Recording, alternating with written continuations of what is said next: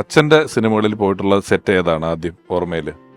ആദ്യം എനിക്ക് വലിയ അറിയില്ല അതിന്റെ ഓർഡർ ഓർമ്മയിലെ ആദ്യം. ആ, ഞാൻ ഏതൊക്കെ പടത്തിൽ പോയിട്ടുണ്ടെന്ന് പറയാം, അതിന്റെ ക്രോണോളജിയിൽ വയ്ക്കാം.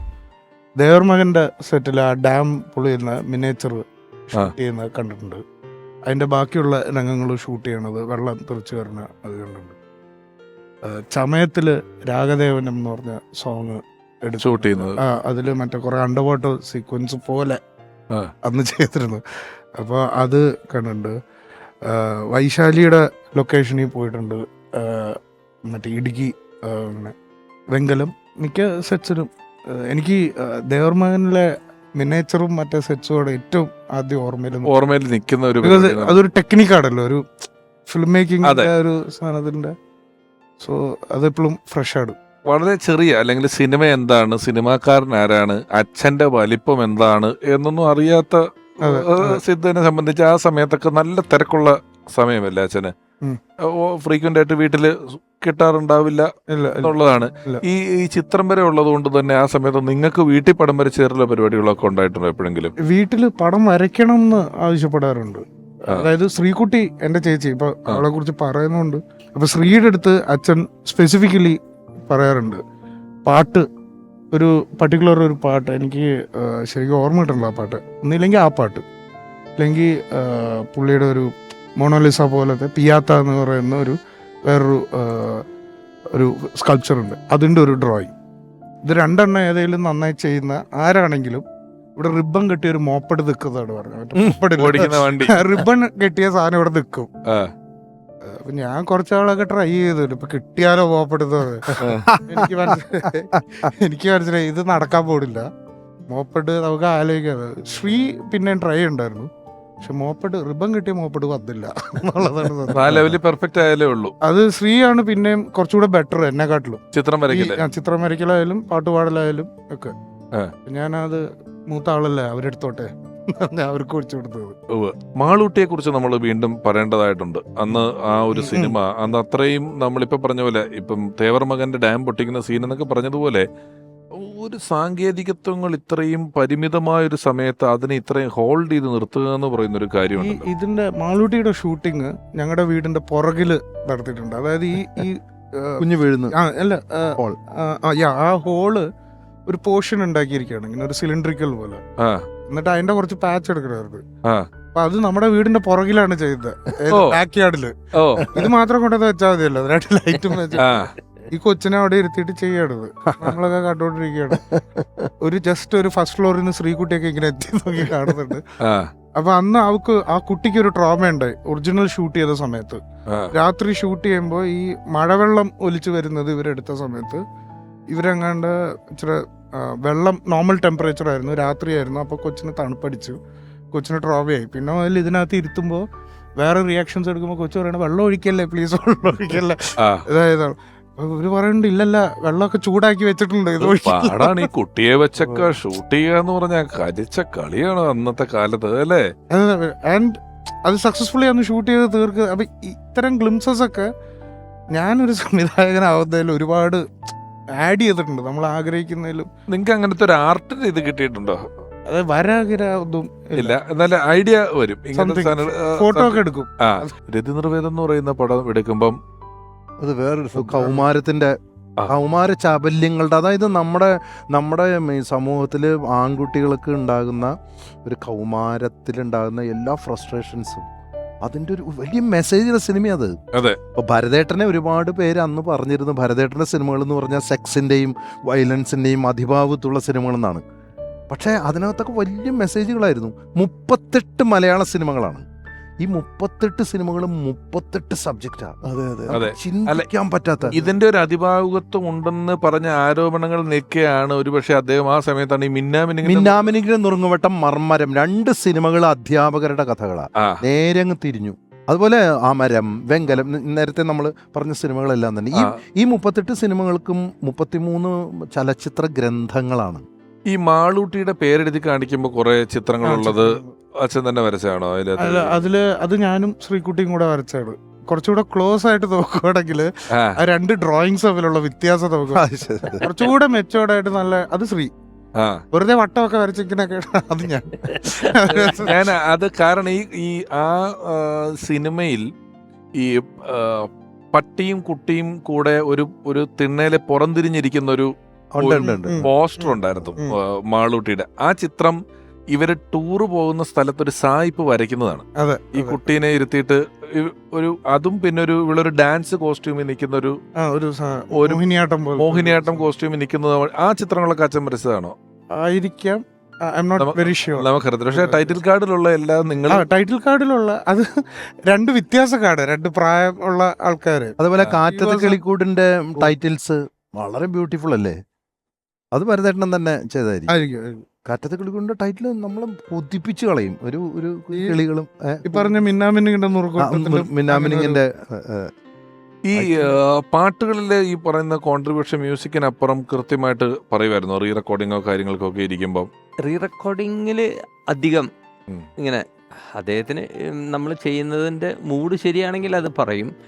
പക്ഷേ പാട്ടിൽ കൃത്യമായിട്ട് നമ്മുടെ കൂടെ നിൽക്കും. അത് നമ്മളുടെ ഞാനിപ്പോൾ ഒരു പാട്ട് കമ്പോസ് ചെയ്യുന്ന നേരത്തെ ഒരു 2 or 3 പ്രാവശ്യം പാടിയിട്ടുണ്ടെങ്കിൽ ഭരതേട്ടൻ ഒരു 10 പ്രാവശ്യം പാടിയിട്ടുണ്ടാവും. ഭരതേട്ടൻ അങ്ങോട്ട് നടക്കുമ്പോഴും ഇങ്ങോട്ട് നടക്കുമ്പോഴും ഇതിങ്ങനെ മൂളിക്കൊണ്ടിരിക്കും. ഭക്ഷണം കഴിക്കുമ്പോഴും മൂളും. എപ്പോഴും ആ ട്യൂൺ തന്നെ അദ്ദേഹത്തിൻ്റെ മനസ്സിൽ ആ വിഷ്വൽ കിട്ടാനും കൂടിയിട്ടായിരിക്കാം. അപ്പം പിന്നെ തൻ്റെ പടത്തിന് വേണ്ടുന്ന പാട്ടിന് ഒരു കൺഫ്യൂഷനില്ല. എന്ത് വേണം എന്നുള്ളത് 100% ഉറപ്പാണ്. അത് ഏത് രാഗത്തിൽ വേണമെന്ന് രാഗത്തിൻ്റെ പേരറിയില്ലെങ്കിലും ആ രാഗത്തിൻ്റെ ഒരു ഛായയൊക്കെ അദ്ദേഹം പറയും. ഇപ്പോൾ ഞാൻ പറഞ്ഞല്ലോ, നേരത്തെ ഞാൻ പറഞ്ഞ പോലെ തന്നെ ഹിന്ദോളാണെങ്കിലും ഹിന്ദോള രാഗപ്രിയാണ് എല്ലാം. ഇപ്പോൾ ശുദ്ധ സന്യാസി ജോൺസൺ ആദ്യത്തെ പടത്തിലെ ആദ്യത്തെ പാട്ട് ഇദ്ദേഹം പറഞ്ഞു ശുദ്ധ സന്യാസി. അപ്പോൾ ജോൺസൺ അന്ന് പറഞ്ഞൊരു കമൻ്റ് ഉണ്ട്, എങ്ങനെയുണ്ടായിരുന്നു എന്ന് ചോദിച്ചപ്പോൾ ശ്രീരാഗം, മോഹനം, ശുദ്ധ സന്യാസി, ഹിന്ദോളം ഇതുണ്ടോ നിനക്ക് അവിടെ പോയ എന്തു രക്ഷപ്പെടാം എന്നുള്ള അല്ല, ജോൺസനാണ് ആദ്യം എൻ്റെ അടുത്ത് പറയുന്നത്. പക്ഷേ നമ്മളതങ്ങനെ തമാശക്ക് പറഞ്ഞാലും ആ പാട്ടുകൾ കേൾക്കുമ്പോൾ ഈ പ്രണാമത്തിലൊരു താളം മറന്ന താരാട്ടുണ്ട്, അതുണ്ട്. അത് അന്നത്തെ ഈ പറഞ്ഞ ആ സിനിമയുടെ കഥയുമായിട്ട് ഭയങ്കര ബന്ധമുള്ള. അതെ, അത് താളം മറന്ന താരാട്ടുണ്ടാകുന്നതെന്ന് പറഞ്ഞാൽ അതിൻ്റെ തന്നെ ഒരു താള വ്യത്യാസത്തിൽ അതൊരു BGM ചിലമ്പില് ശോഭന മുകളിലത്തെ അറയിൽ ജനലേക്കൂടെ പ്രണയത്തിൻ്റെ ഒരു സമയം റഹ്മാന് വേണ്ടി കാത്തു നിൽക്കുന്ന സമയത്ത് ഒരു സീനുണ്ട്. അപ്പം അതിലൊരു BGM ഞാൻ ഷേണായിൽ വെറുതെ വായിപ്പിച്ചതാ. ഞാൻ അവിടുത്തെ മ്യൂസിക്കിന് ടാ ടാ ടാ ടാ ടാ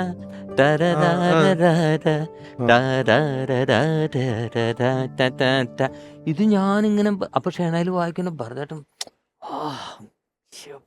എന്താണ് അതങ്ങട് അപ്പൊ എനിക്ക് എത്രമാത്രം ആസ്വദിക്കാൻ അതുണ്ടെന്ന് അറിയില്ല.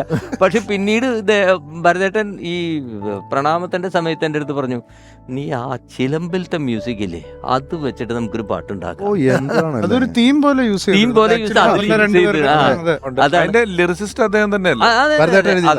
അതെ.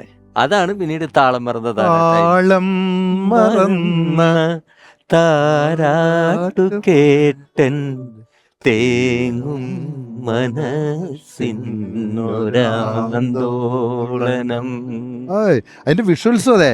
ഈ സ്ട്രൈപ്പ് ഇങ്ങനെ ഇട്ടിട്ട് തുണികളുടെ സ്ട്രൈപ്സ്, വെളുത്ത തുണിയുടെ സ്ട്രൈപ്സ് അതിനിടയിലൂടെ ഇങ്ങനെ കടന്നു വരുന്നതാണ്. ഇങ്ങനെ ഓരോരുത്തർ പോകും, ഒരാൾ ഇവിടുന്ന് വന്ന് പോകും, അപ്പൊ ഒരാൾ കടന്നു വരും. ആ ഗ്യാപ്പിൽ എന്തൊരു ബ്യൂട്ടിയാണ്. അതുപോലെ അശോകനോട് പറഞ്ഞു അത് വിഷ്വലൈസ് ചെയ്യുമ്പോഴേ അശോകൻ ഇങ്ങനെ ഒരു കിടക്കുന്ന ഒരു സീനുണ്ട്, നിലത്തിങ്ങനെ കിടക്കുന്ന സീൻ, ലാസ്റ്റ് എൻഡിങ്.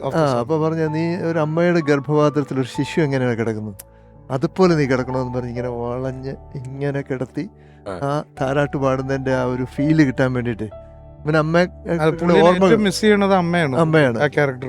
എന്ത് മനസ്സിൽ കിടക്കുന്ന ഐഡിയാസ് ഒക്കെ. ചമയം എന്ന് പറയുന്ന സിനിമ ആദ്യം മുതലുള്ള എല്ലാ സിനിമകളും ഗംഭീരല്ലേ. പ്രയാണം, ഗുരുവായൂർ കേശവൻ ഒരു സിനിമ, ആന മൃഗം. ഗുരുവായൂർ കേശവൻ എന്ന് പറഞ്ഞാൽ അന്നത്തെ ഒരു വലിയൊരു ആനയാണ് ഈ നായരമ്പലം ശിവജി. ആ ആനയെ മെരുക്കി ആ രൂപത്തിലാക്കി അതിലെ പാട്ടുകളും അതിന്റെ വിഷ്വൽസും. ഞാൻ ഈ പാട്ടിനെ പറ്റി പറഞ്ഞ സാഹചര്യത്തില് ഈ ഇടയ്ക്കൊരു ഞാൻ നെറ്റ് നോക്കിയപ്പം നമ്മള് നമ്മൾ ആക്ഷൻ ഹീറോ ആയിട്ടാണ് സ്ഥിരം കണ്ടിട്ടുള്ളതെങ്കിലും അല്ലെങ്കിൽ വില്ലനായി ആക്ഷനായി ഫൈറ്റാണ് പ്രധാന പരിപാടിയെങ്കിലും ബാബുചേട്ടൻ ഒരു ഗംഭീര പാട്ടുകാരനാണ്. പാടാൻ പറഞ്ഞപ്പോ ഇങ്ങനൊന്നും ആക്കി പാടുന്ന ആളല്ല, നേരെ പാടുവോ? നേരെ പാടുന്ന ഒരാളാണ്, എന്നാ പാടിയ നന്നായിട്ട് പാടുന്ന ആളാണ്. അപ്പോ അച്ഛാ എപ്പടി ശ്രുതിയും താളവും നമുക്ക് അറിയില്ല. എന്റെ ബാബു, ഞാൻ പറയട്ടെ, എൻ്റെ ഒരു ഇത്രയും പറഞ്ഞുകൊണ്ട് ഞാൻ പറയാം, ഞാൻ പാടുന്ന ഒഴികെ ബാക്കി പാടുന്ന എല്ലാവരിലും അതിന്റെ ഉള്ളിൽ കാണുന്ന പ്രത്യേകതകൾ ആസ്വദിക്കുന്ന ഒരാളാണ്. ധൈര്യമായിട്ട് പാടിക്കും. പിന്നെ മാത്രല്ല താളം മറന്നുള്ള പാട്ട് ചെയ്ത ആളല്ലേ, അപ്പൊ പിന്നെ ഇവിടെ താളം മറന്നാലും ഒരു പ്രശ്നമില്ല. അതെ. പൂവേണം പൂപ്പട വേണം പൂവിളി വേണം ൂണാരം ചാർത്തിയ കന്നി പൂമകൾ വേണം നത്തേ കാവിൽ നിന്നും തേവര് താഴെഴുന്നള്ളും നീ ഓലോലം മഞ്ചൽ മൂളി പോരുന്നുണ്ടേ മൂളി പോരുന്നുണ്ടേ പൂവേണം പൂപ്പട വേണം പൂവിളി വേണം ൂണാരം ചാർത്തിയ കന്നി പൂമകൾ വേണം. അടിപൊളി. ഇതൊക്കെ ഒരു സ്പിരിറ്റ് ആണ്. ഇതൊക്കെ കേട്ട് കഴിഞ്ഞാൽ എന്താ പറയാ, വൺസ് മോർ എന്ന് പറയാൻ. ചുരം എന്ന് പറയുന്ന ഒരു ചിത്രത്തിൽ എത്തി നിൽക്കുമ്പോൾ പോലും അതിൽ എത്രയോ ക്യാരക്ടേഴ്സ്, ചായക്കടയിലാണെങ്കിലും അതിലും ഈ പറഞ്ഞ ആനിമൽസിന്റെ സാധനമുണ്ട്. ഒരു ആനക്കുട്ടി ആനേനെ റെസ്ക്യൂ ചെയ്യുന്ന സീൻ അതിനകത്തുണ്ട്. അതായത് ഒരു മിക്ക സിനിമകളിലും അങ്ങനെയൊക്കെ ഒരു പാർട്ടിസിപ്പേഷൻ, പ്രകൃതിയുമായിട്ട് അടുത്ത് നിൽക്കുന്ന ഒരു പ്രകൃതിയുമായിട്ട് കണക്ട് ചെയ്യുന്ന കുറെ എലമെന്റ്സ് സിനിമയിൽ എങ്ങനെയൊക്കെയോ. അല്ല, ഭരതേട്ടന്റെ സിനിമകൾ എന്ന് പറഞ്ഞാൽ അതിന് മണ്ണിന്റെ ഒരു സുഗന്ധം ഉണ്ടാവും, പെണ്ണിന്റെ ചൂരുണ്ടാവും, എവിടെയും ഏത് ഫ്രെയിമിലും പ്രകൃതിയുടെ ഒരു കീറ്, ഒരു ചീന്ത അവിടെ ഉണ്ടാവും. അതാണ് ഭരതേട്ടന്റെ പ്രത്യേകത.